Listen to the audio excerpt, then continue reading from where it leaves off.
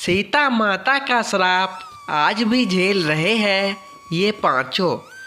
आखिर बिहार के गया में क्यों नहीं उगता तुलसी का एक भी पौधा? क्यों ब्राह्मण कभी संतुष्ट नहीं होता? फल्गु नदी सिर्फ नाम की नदी है। क्यों कौवा हमेशा लड़ झगड़ कर ही खा पाता है? कौवा, तुलसी, ब्राह्मण व गाय को माँ सीता ने क्यों श्राप दिया था? इसके बारे में कुछ लोग ही जानते हैं। आइए हम विस्तार से इस बारे में बताते हैं। वाल्मीकि रामायण के मुताबिक वनवास के दौरान भगवान राम, लक्ष्मण और माता सीता पितृपक्ष में श्राद्ध करने के लिए बिहार के गया धाम पहुँचे। वहाँ ब्राह्मण ने भगवान श्री राम और लक्ष्मण को श्राद्ध कर्म के लिए आवश्यक सामग्री जुटाने के लिए कहा। इस पर भगवान राम व लक्ष्मण नगर की ओर सामान लेने के लिए निकल पड़े। ब्राह्मण देव ने माता सीता से आग्रह किया कि पिंडदान का समय निकलता जा रहा है। यह सुनकर माता सीता की व्यग्रता भी बढ़ती जा रही थी, क्योंकि श्री राम और लक्ष्मण अभी नहीं लौटे थे।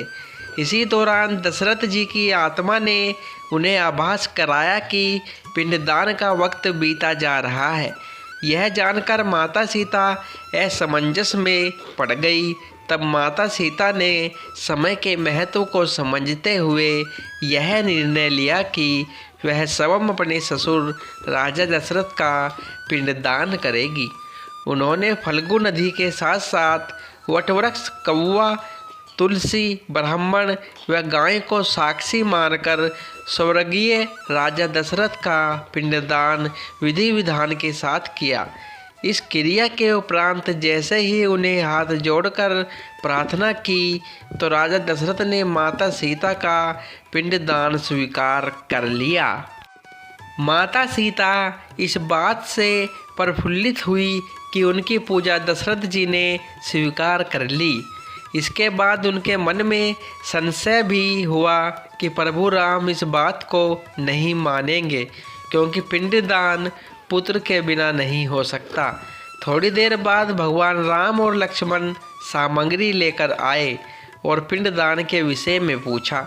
तब माता सीता ने कहा कि समय निकल जाने के कारण उन्होंने स्वयं पिंडदान कर दिया।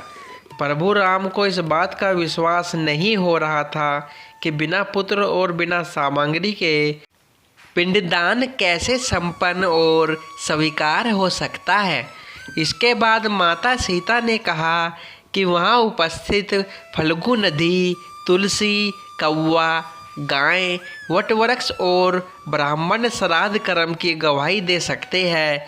भगवान राम ने जब इन सब से पिंडदान किए जाने की बात सच है या नहीं पूछा, तब फल्गु नदी, गाय, कौवा, तुलसी और ब्राह्मण पांचों ने प्रभु राम का क्रोध देखकर झूठ बोल दिया कि माता सीता ने कोई पिंडदान नहीं किया है। वटवृक्ष ने सत्य कहा कि माता सीता ने सबको साक्षी मानकर विधि पूर्वक राजा दशरथ का पिंडदान किया है। पांचों साक्षी के झूठ बोलने पर माता सीता ने क्रोधित होकर उन्हें आजीवन श्राप दे दिया। इन्हें मिला था श्राप। फल्गु नदी को श्राप दिया कि वह सिर्फ नाम की नदी रहेगी, इसमें पानी नहीं रहेगा। इसी कारण फल्गु नदी आज भी गया में सूखी है।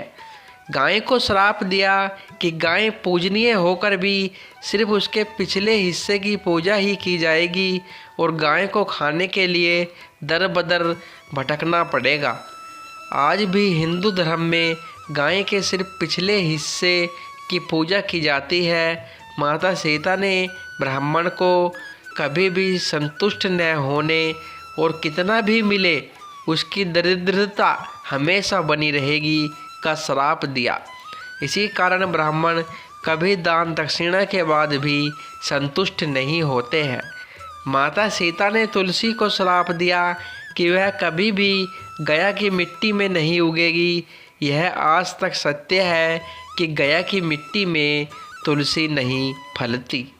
और कौवा को हमेशा लड़ झगड़ कर खाने का श्राप दिया था। कौवा आज भी खाना अकेले नहीं खाता है। दीर्घायु का दिया था आशीर्वाद। माता सीता ने इन पांचों को श्राप दिया, वहीं सच बोलने पर वट वृक्ष को आशीर्वाद दिया कि उसे लंबी आयु प्राप्त होगी। वह दूसरों को छाया प्रदान करेगा। पतिव्रता स्त्री इनका स्मरण करके अपने पति के दीर्घायु की कामना करेगी। दोस्तों, वीडियो अच्छी लगी हो तो वीडियो लाइक और चैनल को सब्सक्राइब ज़रूर करें। नमस्कार दोस्तों।